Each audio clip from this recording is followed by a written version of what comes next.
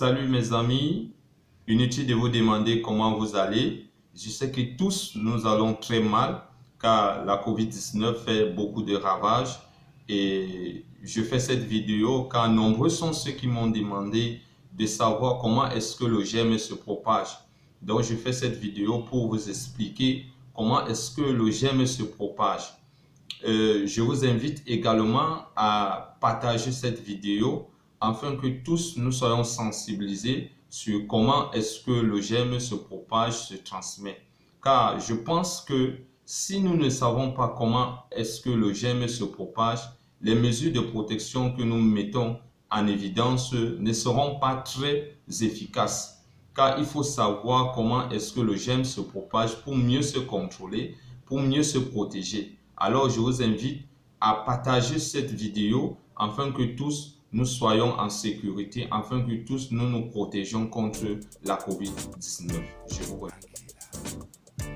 La COVID-19 se transmet par des personnes porteuses du virus. La maladie se transmet d'une personne à une autre par le biais des gouttelettes respiratoires qui sont expulsées par le nez ou par la bouche lorsqu'une personne tousse ou éternue. Ces gouttelettes peuvent se retrouver sur des objets ou des surfaces autour de la personne contaminée. On peut alors contracter la COVID-19 si on touche ces objets ou les surfaces contaminées et ensuite si on touche les yeux, le nez ou la bouche. En gros, si on se fait toucher le visage. Raison pour laquelle il est interdit de ne pas toucher le visage.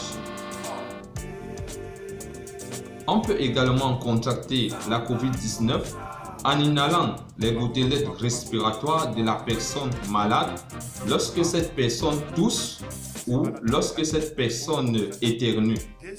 C'est pourquoi il est très important de se tenir à plus d'1 mètre de la personne malade. Afin de me résumer, je dirais qu'on peut contracter la COVID-19 d'une manière directe et d'une manière indirecte. D'une manière directe, lorsque nous sommes à moins d'1 mètre de la personne malade et que cette personne tousse ou éternue, il y a une forte possibilité que nous puissions inhaler les gouttelettes respiratoires de cette personne malade. Voilà donc pourquoi il est très important le port de masque ou de cache-nez ou d'être à plus d'1 mètre de la personne malade lorsque nous communiquons. D'une manière indirecte, lorsque cette personne tousse ou éternue, il y a une possibilité que cette personne contamine les objets et ses surfaces. Alors, lorsque nous sommes en contact avec ces objets et ces surfaces-là, il est possible que nous puissions contracter la COVID-19. Alors, voilà pourquoi il est très important de nous laver les mains ou d'appliquer une solution hydroalcoolique. C'est le lieu pour moi ici de préciser que les solutions hydroalcooliques que nous utilisons dans le cadre de nous protéger contre l'infection à coronavirus, ces solutions hydroalcooliques doivent avoir des propriétés virucides et non bactériocides, car nous avons affaire à un virus. Pour ce qui est de la période de l'incubation, définie comme le délai entre la contamination et l'apparition des premiers symptômes d'une maladie, en ce qui concerne l'infection à COVID-19, selon les derniers résultats publiés par l'OMS, la période de l'incubation va de 1 à 14 jours.